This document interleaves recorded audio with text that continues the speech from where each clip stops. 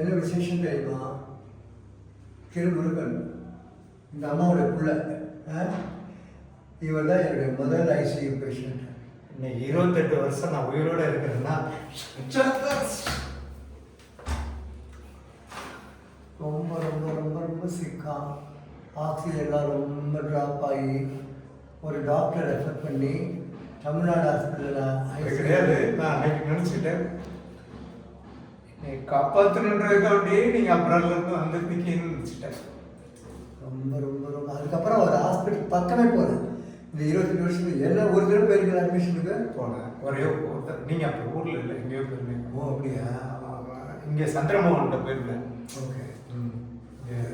சூர்யா எனக்கு தெரியாது. ஓகே. இப்போ நீங்கள் ஊரில் இல்லை, எங்கேயோ போயிருந்தீங்க.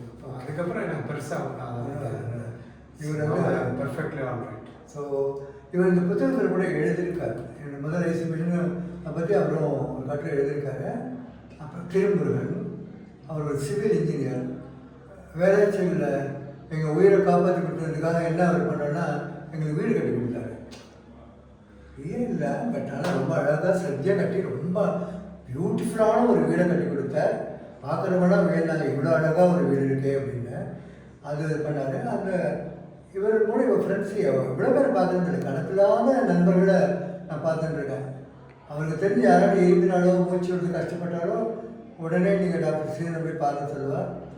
எல்லோரும் நல்லாயிடுவான். அதனால் இவருக்கு ரொம்ப ரொம்ப நல்ல பேர் வந்துடும் சொல்லுவார். உங்களுக்கு பேசணும்னு சொன்னால் எனக்கு நல்ல பேர் கிடைக்கும்.